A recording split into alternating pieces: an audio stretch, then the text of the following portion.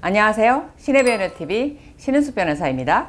여러분들 기다렸던 드라마 있었죠? 결혼작사 이혼작곡 시즌3 보고 계신가요? 저는 보고 있어요.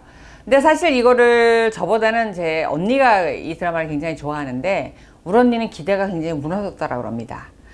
우리 언니는 뭘 기대했냐고요?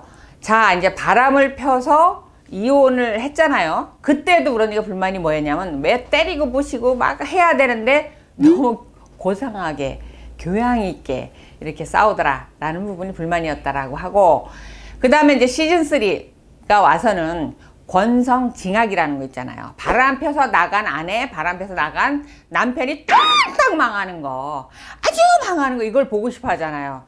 근데 이것 또한 아주 점잖게 가더라는 거예요. 기대에 맞지 않게. 그렇다고 저희 언니 실망했다라고 하는데, 저는 뭐 오히려 잔잔해서 이렇게 나누는 대화 자체가 이렇게 가만히 들어보면 오히려 감정을 다 이렇게 진지하게 드러내고 정확히 콕 집어서 드러내는 것 같아서 저는 상당히 재밌게 보고 있습니다.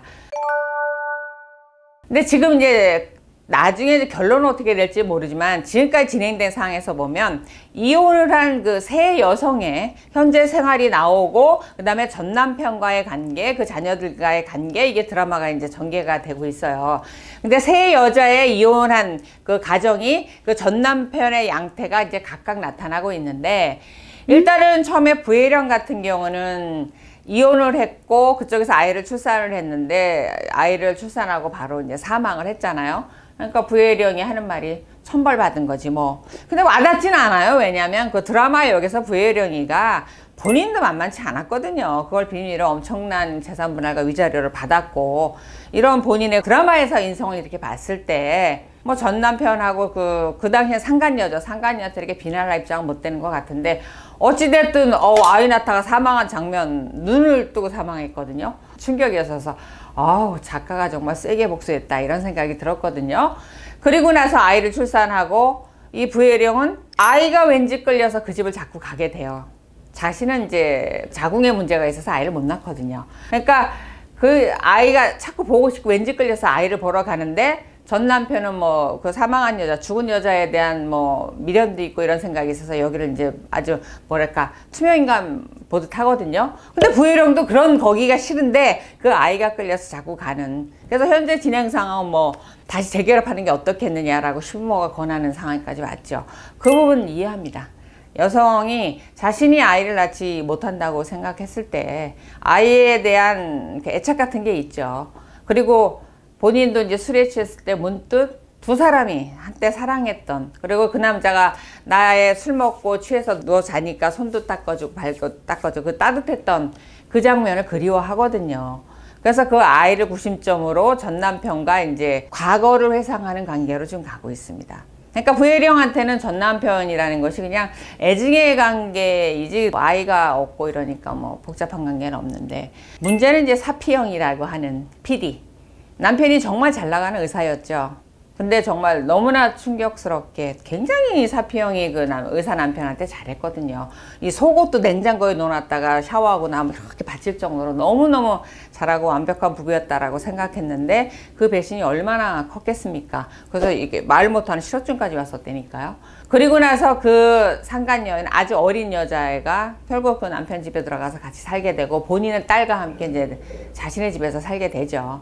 그런데 정말 쿨하게 그 여자를 인정을 해요. 현재로서도 뭐 혼인신고 안 했으니까 남편의 그 여자를 인정해요. 인정을 하고 둘이 뭐 언니 동생까지는 아니지만 모시고 있는 시어머니에 대한 애로사항, 애를 기르면서 생긴 애로사항을 서로 만나서 가끔 나서 정보도 주고받고 얘기를 합니다. 그러다가 자신을 정말 운명처럼 사랑하게 되는 젊은 남자가 이제 적극 구애를 하게 되죠.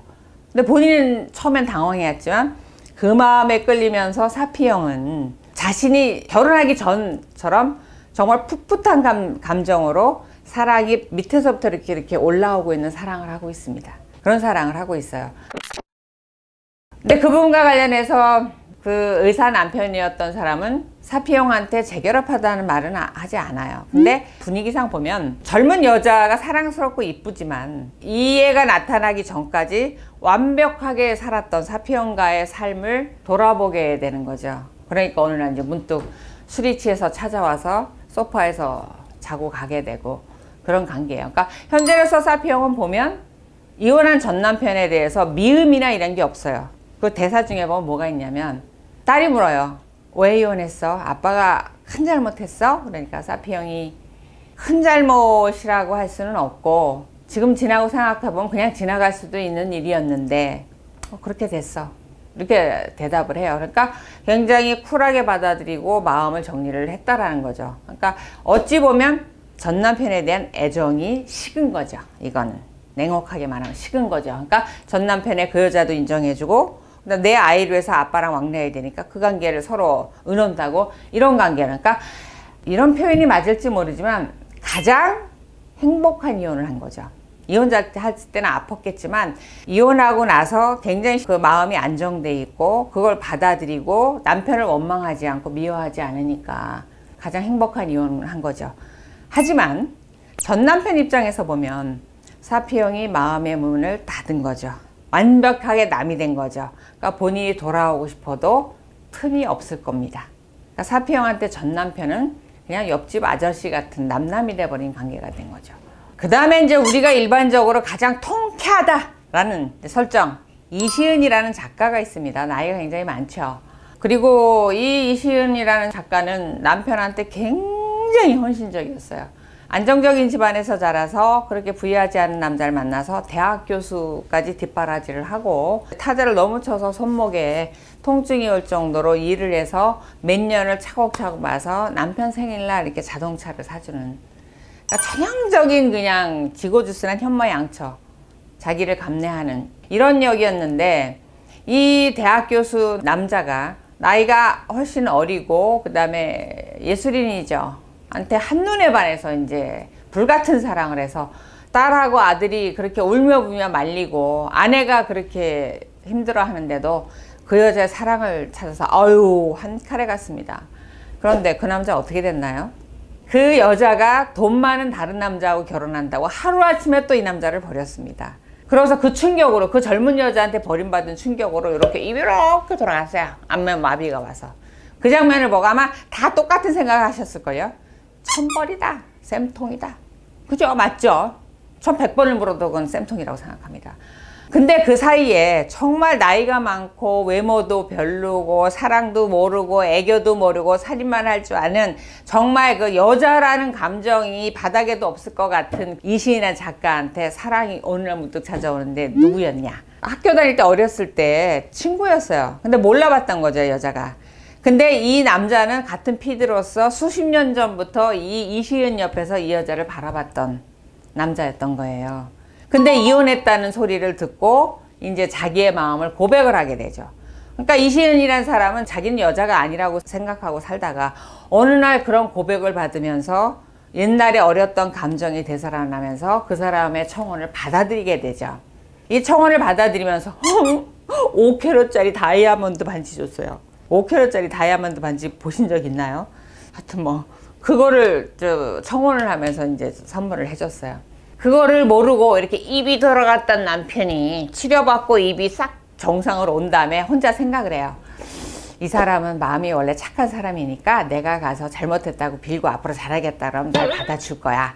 그런 다음에 꼬깃꼬깃 뭐 선물 하나 사갖고 집에를 오게 됩니다. 그 자리에서 저 같으면, 진짜요, 저 같으면 갈등을 했을 것 같아요.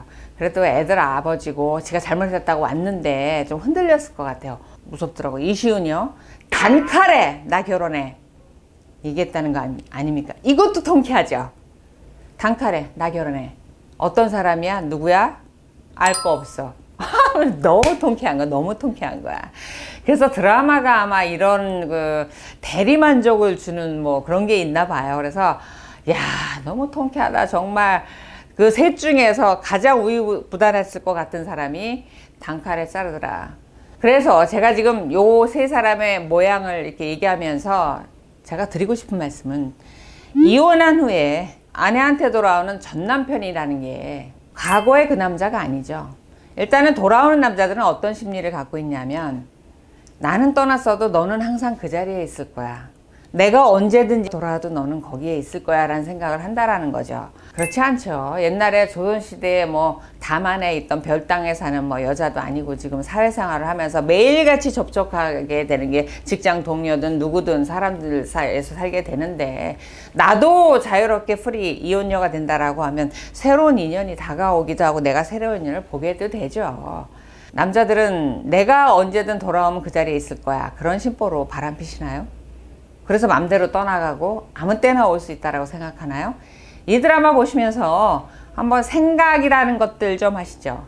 아내분들한테도 새로운 사랑이 찾아옵니다. 그리고 나를 버리고 떠난 남자에 대해서, 그게 복수의 감정이든 상처든, 그 다음에 사피형처럼 쿨하게 남남으로 완전히 돌아가든, 앞으로 전 남편을 예전처럼 온전히 받아들일 가슴 남아있지 않습니다. 착각하지 마시기 바랍니다. 그래서 제가 결론적으로 드리고 싶은 말은, 불같은 사랑, 그게 어떤 건지는 모르겠지만 그 불장난으로 인해서 본인은 아내, 가족 모든 걸 다 잃게 될 겁니다. 신중하시기 바랍니다. 오늘 영상 도움이 되셨다면 좋아요, 구독하기 눌러주시기 바랍니다.